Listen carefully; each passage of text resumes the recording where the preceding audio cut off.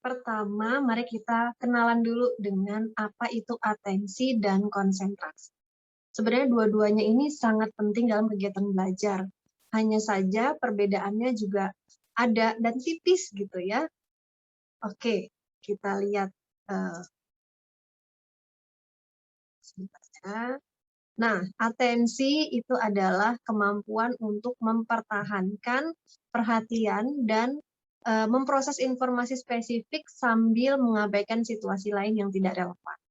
Jadi ayah bunda, kalau pada saat kegiatan sehari-hari kita panggil anak lalu langsung nengok gitu ya, kemudian dia bisa mengerjakan tugas sampai tuntas, kemudian dia bisa fokus pada apa yang kita sampaikan, instruksi yang kita berikan dan dia paham, ini kaitannya besar dengan atensi.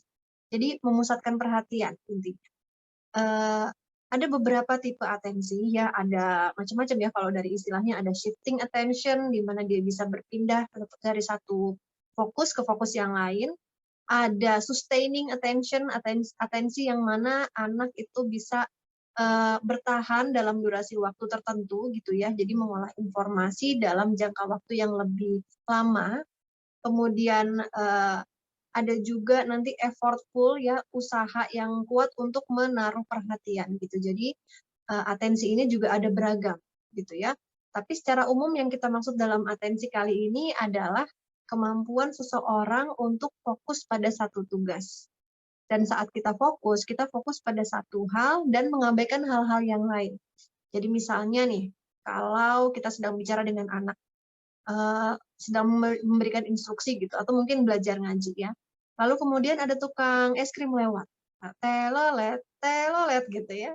Lalu terdistraksi tuh, nengok, mencari es krimnya itu mungkin masih wajar ya. Tapi kemudian dia juga lupa apa sih yang tadi dibicarakan.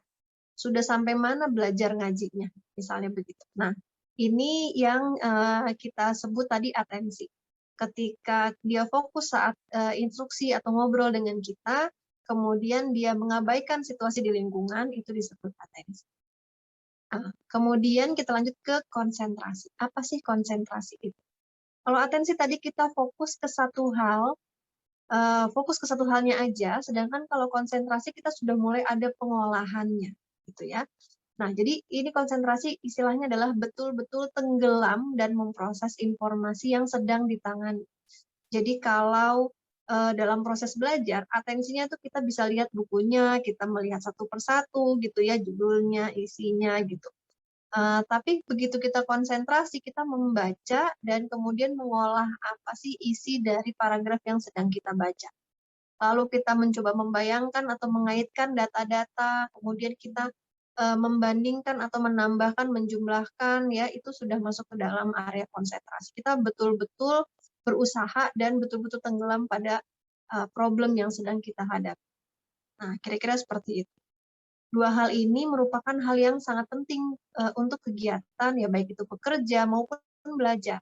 Jadi, kalau kita bicara tentang kemampuan kognitif anak, selalu dimulai dengan atensinya, ya, atensi dan konsentrasi. Oke.